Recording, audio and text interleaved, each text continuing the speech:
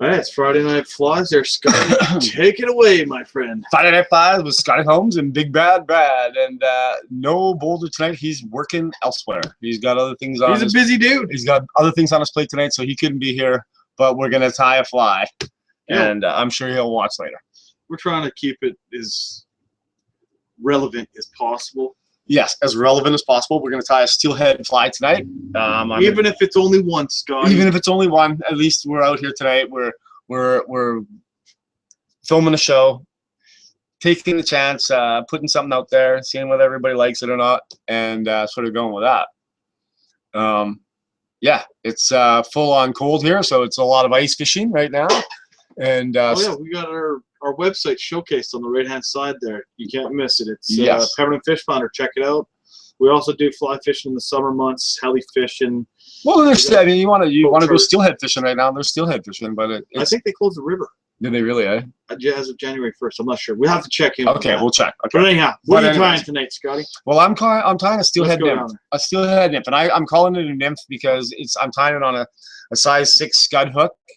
And the idea being, I'm going to fish it much very similar to in nymph situations where I'm just going to be using it short, dangling it in front of their face. And the idea behind the material is there's not a lot of material, and it's going to have a good flow. You know, I never got a chance to check it out in our new flow tank because Scotty and I have a new flow tank that we haven't shown everybody yet. But we're super excited to show everybody. Yeah, we are, and we are going to show everybody soon. But I haven't had a chance to check it, so it's a fly in the making.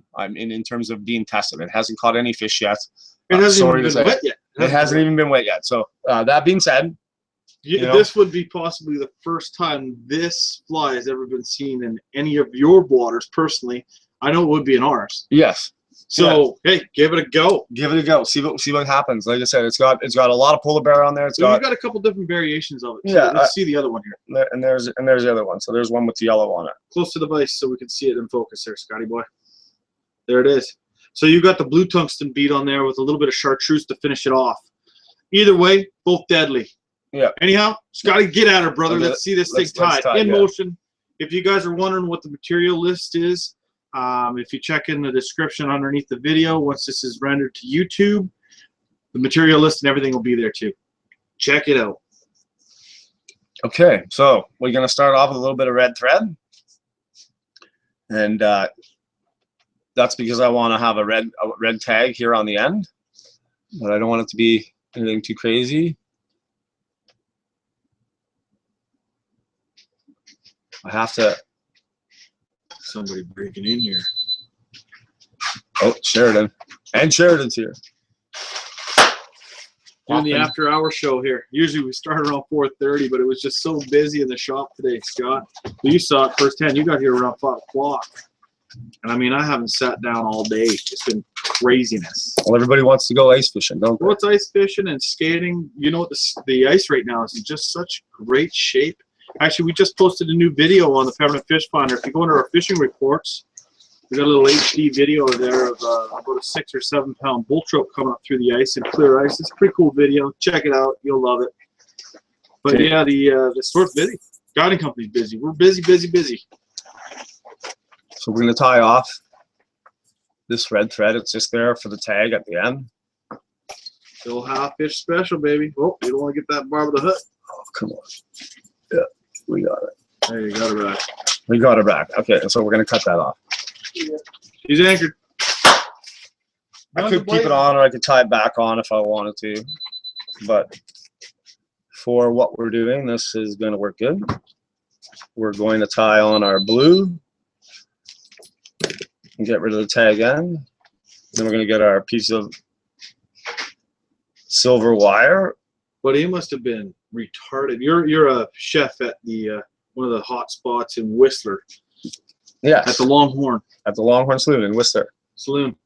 That New Year's party must have been the best in town. It was pretty crazy all day. I mean, I can only imagine. How many people come through there in a day? Thousands. Yeah. Well, you guys are right at the base of Whistler Blackcomb Mountains, are you not? Yeah. And we seat 800 people or close to it. So I'd say it's right up there for one of the best restaurants, cabaret, bar. Their DJ's awesome too. Play some good music. Of course, Scotty cooks up the best hot meals in town. So if you're in Whistler, stop in and say hi to one of the best looking Friday Night Flies tires there is. Well, there's not much competition. Have you got ears on me or something? No, Every time you say stuff like that, Brad, I always think that you like got like horns or something on my head or something, you know? Yeah, crazy mustache.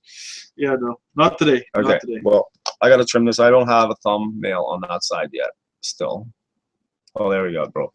Finally, it broke. Okay, so now that we got our basic body in there, we're going to wrap our wire up.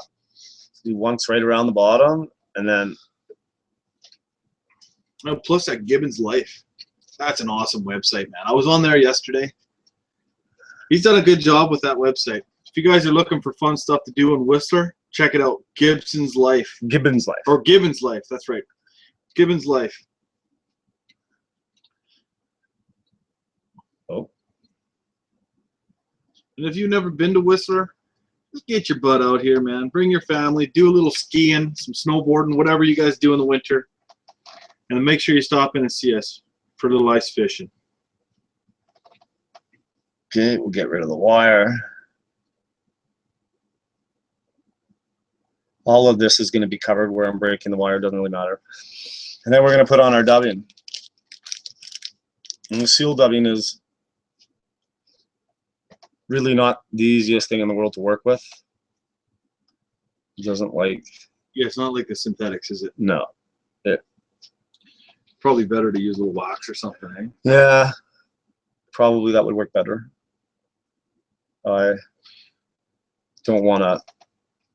And all I'm really trying to do here is I'm just trying to build up a ball.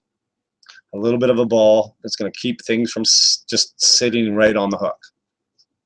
So the materials aren't just going to wrap around the hook and then sit there, right? Give it a little structure. Yeah. So putting a little meat on the hook is what we say out here in Pemberton. So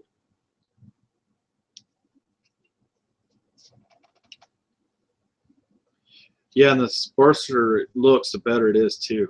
You'll see what we're talking about once he gets at it. You don't want like a real tight ball either, do you? No, you want it sort of, well, because all these fibers just sort of just add to the body, man. Just add to the body, and they sort of flow in the current, right? So there we go. We got that on there, and now we're going to tie on our wing, the top of the wing. What do you got there? We got some polar bear. We got some dyed polar bear. Dyed polar bear, and I really like this stuff because it's very similar in structure to, say, calf tail or deer fur, except that it's thinner. It flows. It really flows better. It's not as rigid. Yeah, exactly. It just flows really, really nicely. And it doesn't hold air like a lot of the other things. It doesn't want to make a fly float. So what I'm looking for in length is probably about the distance of the,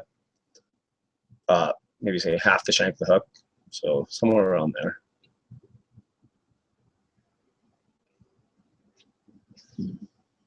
You're going to have to leave a couple of these with me, Scotty. And that might be a few too many fibers. We don't really need that many. I'm working on getting it as sparse as possible while still.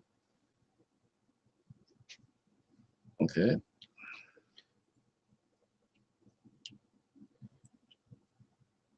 Well, we'd like to say hi to our viewers. Thanks for joining us tonight, Friday Night Flies. Say hi to Sean Mooney. Yeah, Sean's there. You know what? I haven't got question and answer on. You know what? I'll fire that up quick just in case there is someone that wants to correspond with us. Question and answer is now available. If you guys have any questions, you're more than welcome to ask us. Fire away. Yeah, and with polar bear, I never throw any of it out. I just keep it all, and then I just blend it all up, and I'll use it as a dubbing. So there's no waste in polar bear. It's expensive. Yeah, that stuff's not cheap. Whenever you're talking endangered species, really. Yeah, I don't know where they get it from. I wonder where. Probably taxidermists or something. Okay, so we're going to tie on like 3 pieces of the blue crystal flash on either side.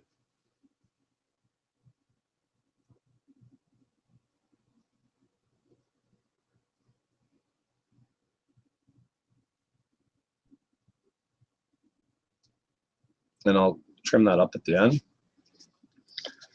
And then on this one here, we're going to put a little bit of red in because Brad said he thought he'd like to see a little bit more red in it. So this time we're going to try and throw a little bit of. I just know personally from steelhead fishing a lot. Like I've done a lot of steelhead fishing. I always look for like a hot indicator of some sort. I mean, if it's not red, it's chartreuse or something that really pops. I think it might just be that our waters have got a little color to them too. A little bit stain, yeah. It might just give it that visibility that it's needed, you know. Maybe not so much in the clearer waters, but you know, even before I started fly fishing as a young boy, I did a lot of steelhead fishing with a drift rod with a pink worm, a rubber pink worm. Oh, really, eh? And that's where I really learned to fly fish or to fish. I mean, when you think about it, all the things that you've learned in the past, it's all come from, nobody starts fly fishing without fishing, right?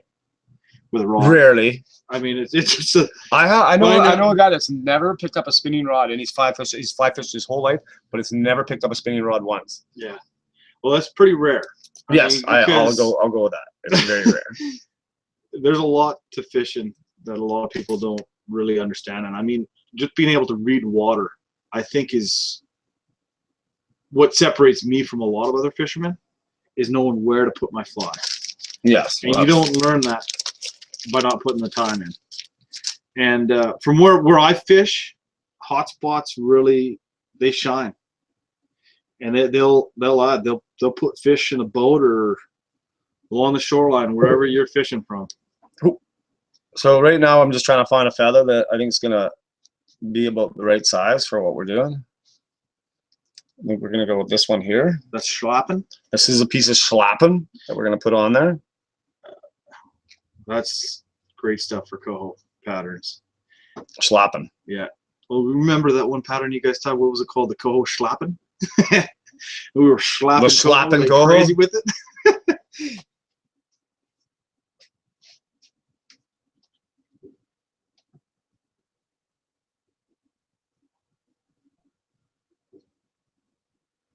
Yeah, it's nice stuff. That's another material that gives you good body, good shape.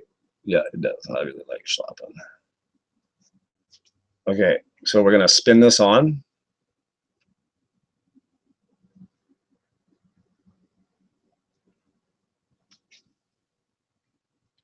You don't want too many wraps. No, you're getting your marabou.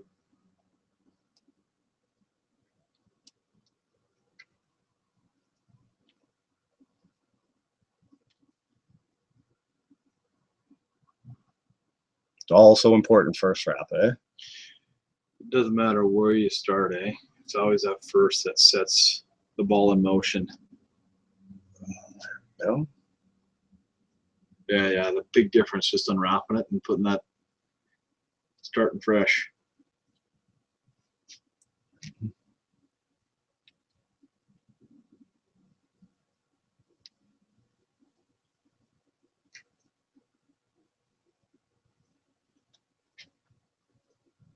Just take your time getting it in. You don't want to wrap all that stuff up and then go and tie it all down. And get in there tight and get rid of that. And then you're just going to pull it back a bit, eh? Yeah.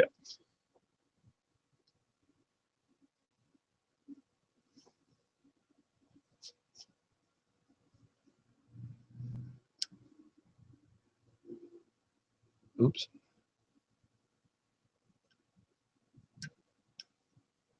A little half hitch. Come on. Perfect. And then we're going to tie our red thread on one last time. Just to give it another little hot spot, man. That's what you want to do. Make it pop.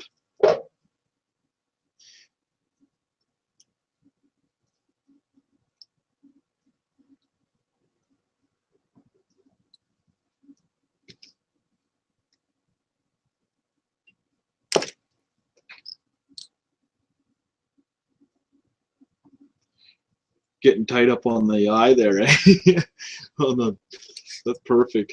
That'll tie her up. Roll it over so you can see the camera side there, Scotty. Make sure everything's good there. And yeah.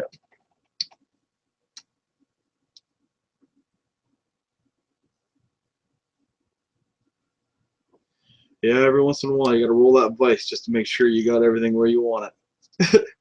I've got a bad habit of doing that myself. You'll get the side that you're tying from looks really, really good. And the other side just looks like crap. Yeah, what the hell? Who tied that side? Yeah, who the heck tied that side? And you could, I mean, you could dub in a little bit more seal fur in the top here if you really wanted to. Well, I was thinking that even like a laser dub or something like that, if you pulled it a little bit Well, back from this one here's got a little bit of dubbing just to cover all your tie up. But you know what? That little hot spot, I think, is what it really ties it together. Yeah. And then mess around with your beads too, like that silver bead. It looks good. Yeah, actually, I think I like the silver bead with the blue. With the blue, yeah, I really do. I think I like that better. I mean, it's just a matter of playing with colors. Again, what do you want? Where are you fishing it? What kind of water are you fishing it in? This is obviously a bit more of a. I'd like to see that with like a hot orange or a hot pink bead would be just smoking, man. But anyhow, we're gonna mess with this pattern because I know it's gonna catch fish. Straight up, it's gonna catch fish. With a name like that, Steelhead Nymph, how couldn't it catch fish? Right? Yeah, that's exactly it, eh? Well, again, so there you have it. Like, trim it up, make it a little bit, make your fur shorter, make your fur longer. You know, it's a matter of figuring out what's going to work and also seeing it in the water. You know, I mean, to tie a fly always requires a bit of testing and making sure that it does work. You know, you never really know until you get it in the water, and it could be the greatest looking fly, and fish like stink. You know what, Scotty? I'll tell you one thing. Next week, you're gonna have to tie up some of the little wet bastards again. Oh, the whole little wet bastard. That one was the one that we tied up last year. Yeah. Steelhead. Yeah. And I've seen numerous steelhead get caught on that fly. Yeah. No. And numerous variations of it. Yeah, for sure. So you know what? We're gonna leave it with this little nymph that you just tied right now. Well, it's not little. It's big for a nymph in any standards. What has it got? A 2X by 2X? Yeah, this is a size 6 with it's 2 times heavy, 2 times strong. I mean, it's you know, you're catching a steelhead. You want to have the ability to pull that fish in and not not just break the hook off and not annihilate it at the same time, right? Exactly. So, yeah, I mean, there's time frame involved here. Yeah. Right? Okay, buddy. Well, let's take her up top. Let's take her up top. Something to look forward for next week. Okay, little bastard. Little bit bastard next week. Scotty, I'll tie up one of those. Scotty, I'm sure will be back next week. Yeah, I hope you have a good week. Get out there, do some fishing. Join us next week. Come by the store, take a tour, go fishing. Well, if they're looking for the store, we better tell them where it is. 1380 Birch Street, downtown Pemberton, BC. Yeah, downtown. Downtown. Yeah, downtown. We're right up, or you could say uptown. We're uptown. Uptown, Pemberton, BC. Okay. Join you next week. Yeah. Friday Night Flies. Do you have another fly in you tonight, or are you done? No, I think I'm done. It's been a long. I'm still tired from New Year's and the whole rigmarole there. So I think it's one fly tonight. I'll try to come back next week with a. I'm gonna tie. Like I said, I'm not done tying this. I'm gonna. Once I see it in the flow tank, I'll have a better idea of what's gonna happen and how it's gonna work. Yeah, and we'll work on it. Yeah. Hey, you're an artist, my friend. Not just an artist, a scholar. Yeah, well, eventually you run out. I mean, I really only fish so many flies. So eventually you're going to have to start trying new things, right? You got that right. So you got to try new things. You got to try new things. Yeah. Okay. Scotty Holmes, Friday Night Flies with Big Bad Brad. Coming back next week.